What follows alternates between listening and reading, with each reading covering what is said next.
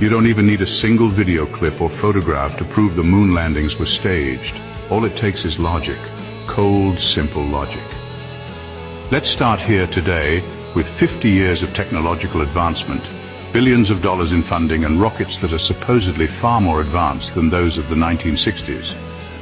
The farthest NASA can send an astronaut into space is about 1/1000th the distance to the moon. Let that sink in, 1/1000th. Now think about what they're really claiming. In 1969, when NASA's computers combined had less power than the cell phone in your pocket, they supposedly launched men through radiation belts across hundreds of thousands of miles and landed them perfectly on the moon, on their very first attempt. Then not only did they land, they took off again, reconnected in orbit and flew safely back to Earth, all with a sliver of today's computing power. Does that sound like progress, or does it sound like a script? Because if that story were true, it would mean technology worked backwards. It would mean that the greatest achievement in human history happened during a time when calculators were a luxury, televisions had antennas, and rotary phones were the peak of communication.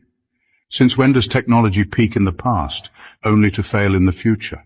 Has a car from 1969 ever been faster than a Formula One racer today? Has a typewriter ever outperformed a modern laptop? No. Progress doesn't move backwards. Unless, of course, it never happened in the first place. And that's the absurdity. We're told to worship the moon landing as fact, to believe in grainy black and white footage like it's sacred scripture. But honestly, the truth is obvious. If NASA can't repeat it now, if they openly admit they can't even go beyond low Earth orbit, then how could they possibly have done it half a century ago with, well, duct tape and tin foil?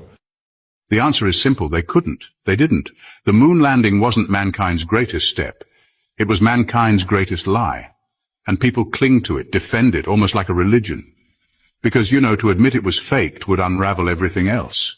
It would prove that NASA's authority is a fraud. It would prove that the globe model is nothing more than a stage prop.